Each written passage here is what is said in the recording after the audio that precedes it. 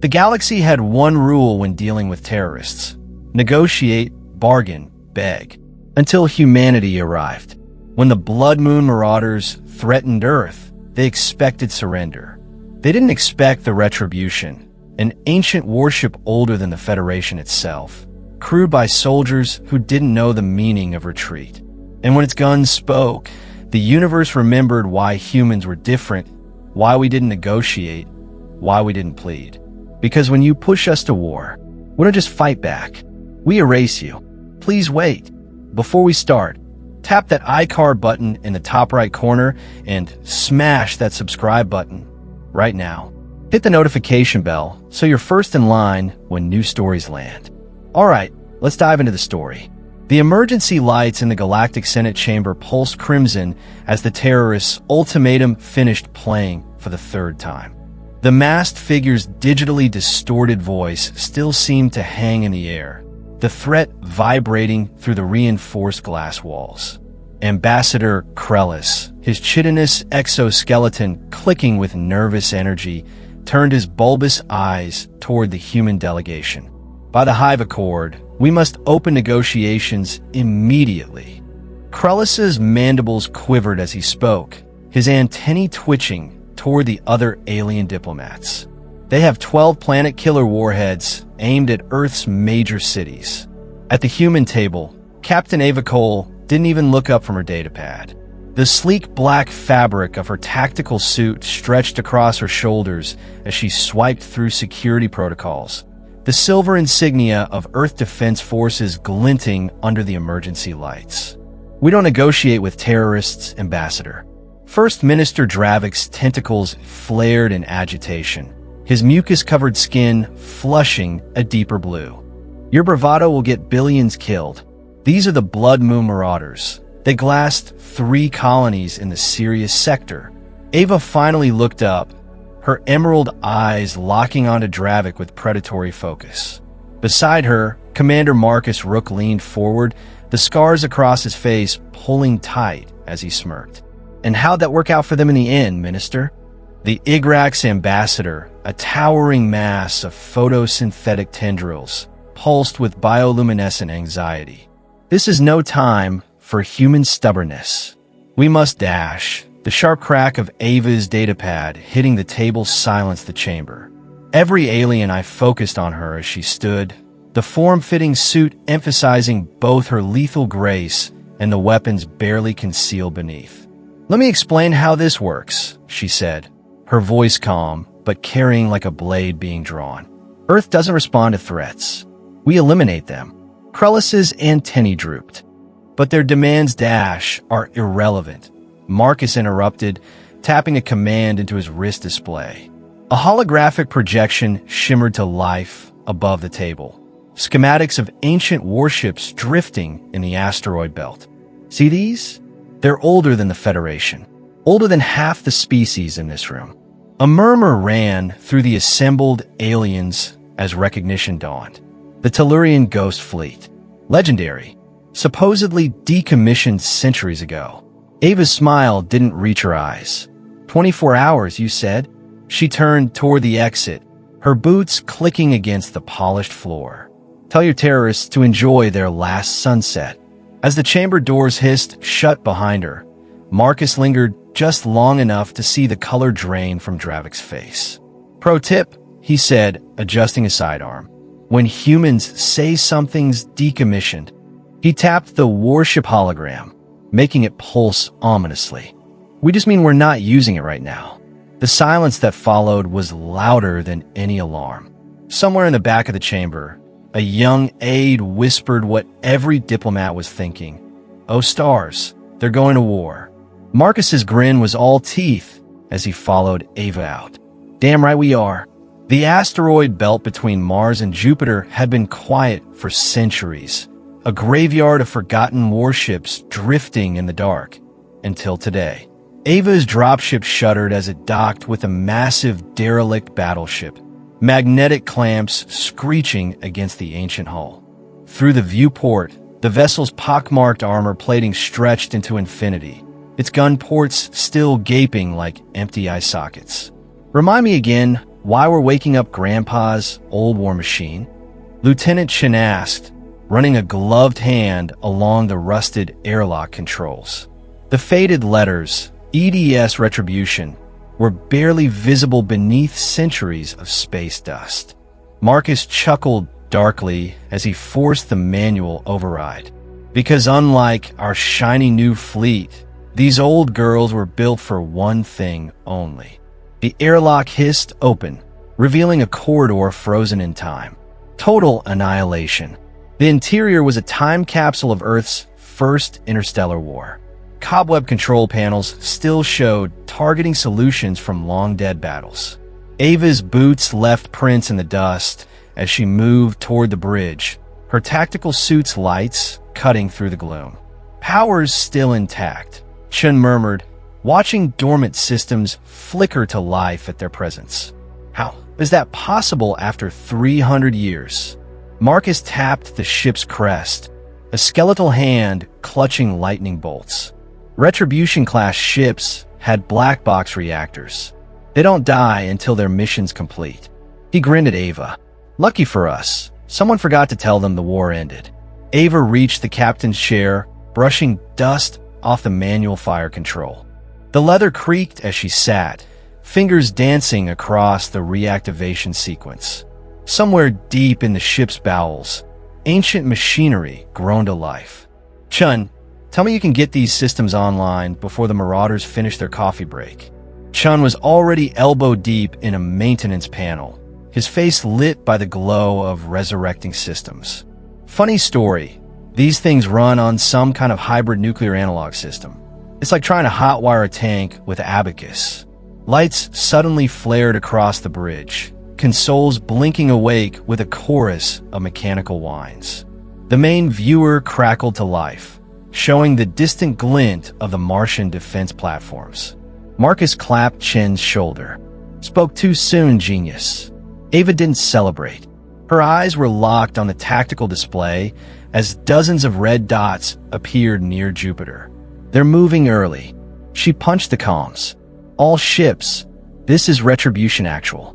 Initiate Lazarus Protocol. I repeat, wake the dead. Across the belt, shadows began to move. Hulks that hadn't stirred in centuries unfolded armored plating. Weapon ports yawned open, revealing cannons that had once glassed entire worlds. Chen swallowed hard. A boss? Exactly how many of these things are we talking about? Ava's smile was colder than the void outside. Enough. The Retribution's engines roared to life, shaking off centuries of slumber. On the tactical screen, 47 other signatures blinked awake in perfect unison. Marcus checked his sidearm, his grin feral. Let's go teach these terrorists why you don't threaten Earth. As the ancient war fleet powered toward Mars, the last thing to activate was the Retribution's original mission plaque, now glowing faintly in the dark. No surrender. No retreat. No merci. The Blood Moon Marauders' command ship loomed over Mars like a vulture, its jagged hull bristling with weapons. Inside the dimly lit bridge, Vexus the Red grinned as he watched Earth's defense fleet scramble through the viewport. His scarred face twisted into a sneer as he turned to his second-in-command. Look at them, he chuckled, gesturing to the pathetic human ships. Like insects trying to stop a storm. His lieutenant, a wiry alien with cybernetic eyes, nodded eagerly. Their surrender will come soon, Commander. They have no choice. Vexus leaned back in his command chair, savoring the moment. When they beg, make sure the entire galaxy hears it. I want, Commander! The sensor officer's voice cut through the bridge like a knife. Multiple contacts emerging from the asteroid belt. Vexus frowned. What? The tactical display flickered to life, revealing 48 massive signatures. Ancient, monstrous warships, their silhouettes jagged and brutal. The lieutenant's cybernetic eyes flickered with panic. Those are Retribution-class dreadnoughts. They were supposed to be decommissioned centuries ago. Vexus's blood ran cold. Impossible. Aboard the EDS Retribution, Ava Cole stood at the helm, her fingers resting lightly on the archaic fire controls. The bridge hummed with power, the old ship groaning as its weapons systems roared back to life. Marcus smirked as the targeting systems locked onto the Marauder fleet. Look at M squirm. They didn't expect Grandpa's old war toys to still pack a punch. Chun whistled as the Retribution's main cannon cycled up. Captain, these things have enough firepower to crack a planet. You sure we should be playing with these? Ava didn't blink. They threatened Earth. They get the full response. The comms crackled as Vexus's furious face appeared on screen. You think these relics scare us? We'll turn them to scrap. Ava leaned forward, her voice calm but razor sharp. Vexus, you have 10 seconds to stand down. He laughed, a harsh, grating sound. Or what? You'll fire your museum pieces at us. Marcus grinned. Oh, he's gonna regret that. Ava didn't waste another word. She tapped a command into the console. Demonstration. A single Retribution-class ship fired. The blast hit Phobos. The small moon shattered in an instant, its fragments scattering like shrapnel across Martian orbit. The shockwave rippled through space, rattling the Marauder fleet. Silence. Vexus's remaining eye twitched. His crew stared in horror at the debris field where a moon had once been. Ava's voice cut through the silence like a blade. That was one ship. You're looking at 48. The lieutenant grabbed Vexus's arm, his cybernetic eyes flickering madly. Commander, we have to retreat. Those cannons, Vexus snarled, shoving him away. No, we don't run from humans. Ava's expression didn't change. Wrong choice. She opened a fleet-wide channel. All Retribution vessels, weapons free. The ancient warships opened fire. Plasma cannons, railguns, and kinetic kill weapons. Technology the galaxy had long forgotten, unleashed hell. The Marauder fleet didn't stand a chance. Ships exploded in silent bursts of light, their hulls torn apart like paper. Vexus's command ship rocked violently as a railgun round punched clean through their shields. Alarms wailed as the hull buckled. Evasive maneuvers, he screamed. The helmsman frantically worked the controls. They're locking onto us again. Vexus whirled toward the comms. Cole, you can't do this. The Galactic Convention. Marcus's laughter crackled over the line. Sorry, pal. These ships predate that treaty by about 200 years. Ava's voice was ice. You should have surrendered. The last thing Vexus saw was the Retribution's main cannon glowing bright before the world turned white. On Earth, the Senate watched in stunned silence as the Marauder fleet was wiped out in minutes. Ambassador Krellis turned to the human delegation, his mandibles trembling. You kept these ships operational? The human ambassador sipped his tea calmly. Operational? No, we just never bothered to disarm them. Aboard the Retribution, Chun let out a low whistle as the last enemy ship exploded. Damn, that was thorough. Marcus clapped him on the back. That's how humans deal with terrorists. Ava turned from the viewport, her expression unreadable. Sent a message to every pirate, warlord, and mercenary group in the sector. Chun grinned. What's it say, Captain? Ava's lips curled into a cold smile. Try us. The wreckage of the Blood Moon Marauder's fleet still burned in Mars orbit when the first distress call came through. Ava Cole stood on the Retribution's bridge, watching the tactical display as new signals flickered to life across the system. Captain, Chun called out, fingers flying over his console. We're getting multiple Mayday signals from the Martian colonies. The Marauders left hostages. Marcus's scarred face darkened. Of course they did. Cowards always do. Ava's jaw tightened as she studied the feed. The mining colonies were sealed tight, their oxygen supplies dwindling, surrounded by Marauder loyalists holding guns to civilians' heads. The largest settlement, New Troy, had children locked in a reactor core. Options? Ava asked, her voice dangerously calm. Marcus pulled up schematics. We could send in spec ops, but it'd take hours to prep, no time. Ava cut him off. They'll start executing when they realize their fleet's gone. Chun swallowed hard. Then what do? We can't just blast in there. There's too many innocents. Ava's fingers hovered over the ancient ship's controls. No, but we can remind them why you don't take human hostages. She opened a channel to all Retribution-class ships. Initiate Protocol Midnight. I want every marauder in those colonies hearing this. Across the fleet, massive speakers crackled to life, technology in use for centuries. The sound that emerged wasn't a warning. It wasn't a demand. It was the screaming klaxon of Earth's ancient general quarters alarm, the same sound that had preceded orbital bombardments during the first expansion wars. In the new Troy colony, the marauder guards froze as the walls vibrated with the unearthly wail. A grizzled veteran dropped his rifle, face pale. No, not that sound. A child tugged at her mother's sleeve. "Mommy, what is that?" The woman held her daughter close, tears in her eyes, but a fierce smile on her lips. "That, baby, is the sound of humans coming to save us." Ava's voice boomed through every speaker in the colony. "Attention marauders. You have 60 seconds to release all hostages and surrender." The lead terrorist, a brute named Korsh, laughed nervously as he checked his weapon. "They're bluffing. They won't risk their own people." 30 seconds later, the outer airlock exploded inward. Not from explosives, not from weapons. From Marcus's armored fist punching straight through the reinforced metal. He stepped through the smoke, his combat armor humming with power. "Actually," he growled, "we specialize in precision." Korsh barely had time to raise his weapon before Marcus was on him, the terrorist's nose shattering under a single brutal punch. Across the colony, similar scenes played out.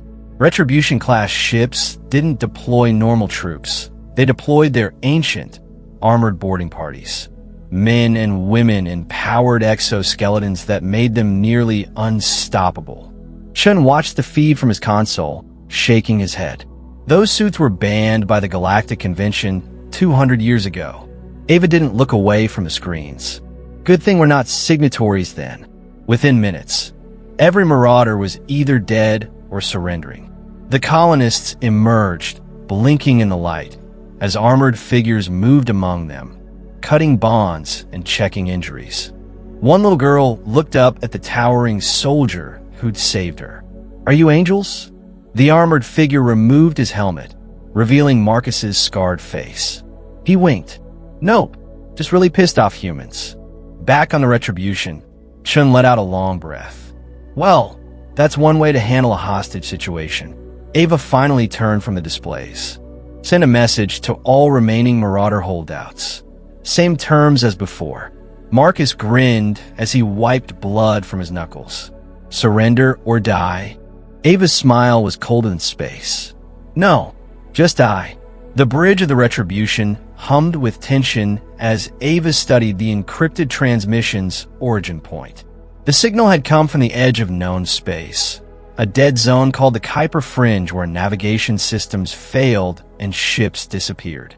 "Chun," Ava said, her fingers dancing across the holographic display. "Pull up every record we have on that sector." Chen's console lit up with warnings. "That's the problem, Captain. There are no records, just ghost stories." He swallowed hard. "They say ships that enter never come out." Marcus leaned against the tactical station, his scarred face grim. "Perfect. Nothing like a suicide mission before breakfast." Ava ignored him, zooming in on the distorted star charts. That transmission wasn't random. Someone wanted us to follow it. The comms suddenly crackled to life with a burst of static. A new voice emerged, smooth, synthetic, and utterly cold. "Captain Cole, we've been expecting you." Ava's hand hovered over her sidearm. "Identify yourself. You may call us the Silent Accord." The voice carried an eerie calm. "We watched your demonstration with the Marauders. Impressive for relics of a bygone era." Marcus bristled. "Listen here, you digital bastard." Ava silenced him with a look. "What do you want?" The voice continued, ignoring the question. "The Blood Moon Marauders were our proxies. A test, if you will. and you passed. Spectacularly. Chin's fingers froze over his console. They were testing us. The transmission flickered as strange symbols flashed across the screen. Angular, alien script that made the crew's eyes water. Humanity remains the galaxy's most efficient weapon. We would hate to see that potential wasted. Ava's voice turned to ice. Get to the point. Join us, Captain Cole. Your fleet, your soldiers, under our direction, you could reshape the galaxy. Marcus barked a laugh. Yeah, hard pass. We don't work for mysterious space boogeymen. The voice didn't react. A refusal? How predictable. Then consider this your final warning. Turn back now, or face consequences beyond your comprehension. Ava didn't hesitate. Chun, trace this signal. Full burn. The transmission cut out abruptly. For a moment, there was only silence. Then the ship's proximity alarm screamed to life. Chin's face went pale. Captain, we've got multiple contacts emerging from the fringe. Big ones. The main viewer flickered as enormous shapes materialized from the void, sleek, obsidian warships unlike anything in Federation records. Their hulls seemed to absorb light, their silhouettes shifting like liquid shadow. Marcus swore under his breath. What the hell are those? Ava's fingers tightened around her command console. Our consequences. The lead alien ship pulsed with eerie blue energy along its edges. Then, without warning, it fired. The Retribution shuddered violently as the strange beam struck their shields. Power fluctuated across the bridge as systems struggled to compensate. Chun shouted over the alarms. Shields at 60%. Whatever that was, it bypassed half our defenses. Marcus was already at tactical. Returning fire. The Retribution's main cannons roared to life. Superheated plasma streaking toward the alien vessels. The shots connected and dissipated harmlessly against their dark hulls. Ava's stomach dropped. They absorbed it. The alien ships moved with impossible precision, surrounding the human fleet. The synthetic voice returned, this time broadcasting on all channels. Your weapons are obsolete. Your ships are outdated. Surrender or be erased. Ava met Marcus's eyes across the bridge. For the first time, she saw genuine concern in his gaze. Chun wiped sweat from his brow. Orders, Captain. Ava straightened her uniform, her voice steady despite the chaos. All ships, Battle Formation Delta. Activate secondary protocols. Marcus frowned. We don't have any secondary protocols for this. Ava's lips curled into a dangerous smile. The Retribution does. She pressed her palm against a hidden biometric scanner beneath her console. Computer, authorization Alpha Omega. Release combat restrictions. The ship shuddered as deep within its armored belly, something ancient and terrible woke up. Chin's console exploded with new warnings. Captain? The reactor's spiking to 200% capacity. The computer just unlocked weapon systems I've never even seen before. The alien ships hesitated, their smooth formation faltering for the first time. Ava's voice cut through the tension like a blade. You wanted to see humanity's potential? Let me show you what happens when we stop holding back. The Retribution's hull plates shifted, revealing rows of ominous black ports. Energy crackled along their edges, the air itself seeming to warp around them. The synthetic voice returned, but now it carried something new, uncertainty. This was not in your records. Marcus grinned savagely as he gripped the weapon's controls. That's because nobody's ever lived to talk about it. Ava's eyes burned with cold fury. Fire. The Retribution's secret weapons unleashed hell in absolute silence. No roaring cannons, no screaming missiles, just a wave of distorted space that made the stars themselves seem to waver. Chun gripped his console as the energy readings went wild. What the hell are these things? Ava watched the dark energy pulse ripple toward the alien ships. Graviton shredders, designed to tear matter apart at the molecular level. The effect was immediate. The lead alien vessel's smooth obsidian hull rippled like water, then began unraveling, stretching and distorting as if caught in an invisible vortex. The ship didn't explode. It came apart in eerie slow motion, its structure disintegrating into swirling particles. Marcus let out a low whistle. Well, that's new. The remaining alien ships recoiled, their formation breaking as they scrambled to evade. The synthetic voice returned, its calm demeanor shattered. Cease fire. This technology is forbidden. Ava's smile was colder than space. Forbidden by who? She nodded to Marcus. He fired again. Another alien ship came undone, its crew presumably screaming soundlessly into the void as their atoms were scattered across the cosmos. The remaining vessels turned tail, their dark hulls pulsing with emergency thrust. Chen tracked their retreat. They're running. Should we pursue? Ava shook her head. Let them go.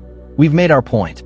The bridge fell silent except for the hum of the graviton shredders powering down. Marcus wiped sweat from his brow. Okay, seriously, what else is this old girl hiding? Before Ava could answer, the ship's ancient comm system crackled to life. Not with the synthetic voice, but with a human one. Gruff. Authoritative. Retribution actual. This is Admiral Graves at sole command. What in God's name did you just activate out there? Ava exchanged glances with Marcus. Admiral, we encountered hostile. I know what you encountered. Graves interruptive. And I know what you used. Those weapons were sealed under Black Protocol for a reason. Chen mouthed, Black Protocol, to Marcus, who shrugged. Ava straightened. With all due respect, Admiral, they attacked first. A long silence followed. When Graves spoke again, his voice had dropped to a dangerous growl. Then you've just started a war we've been avoiding for 300 years. Return to Earth immediately. And Captain Cole, yes, sir. Pray we still have a home to return to. The line went dead. Marcus exhaled sharply. Well, that sounds ominous. Ava turned back to the viewport, where the remnants of the alien ships still drifted. Chen, pull every record on Black Protocol. Marcus, get the fleet ready for immediate jump. Chen's fingers flew across his console, then froze. Captain, there is no record of Black Protocol. Ava's eyes narrowed. There's always a record. Not this time. Chen's face had gone pale. The only reference is a single classified file, and it's locked behind biometric encryption.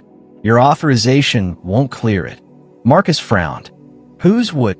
The ship's computer answered before Ava could, its normally monotone voice carrying an edge they'd never heard before. Authorization required. Living DNA sample from Project Midnight's lead architect.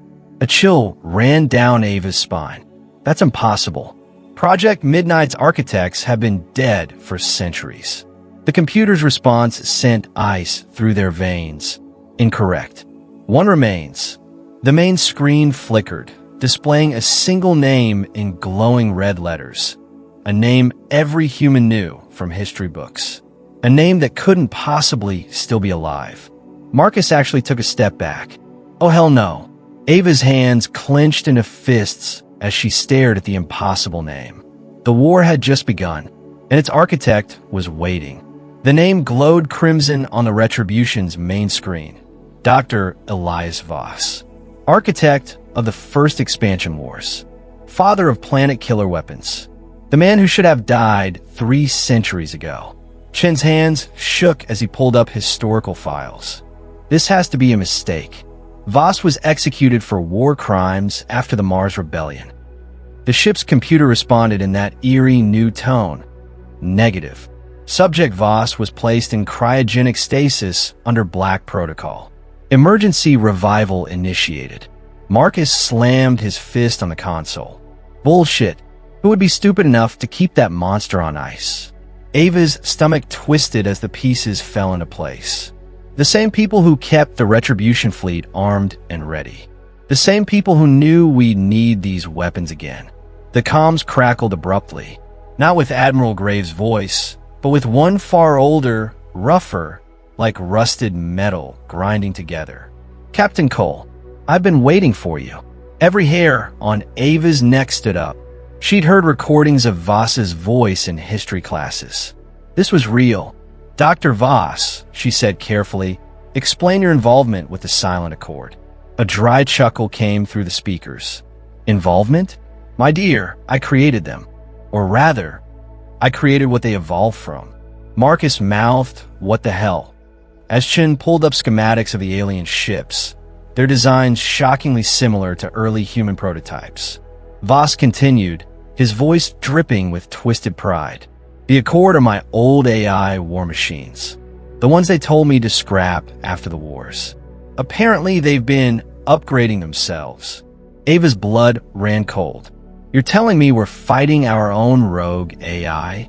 "Not just any AI," Voss corrected. "The ones I designed to think like me."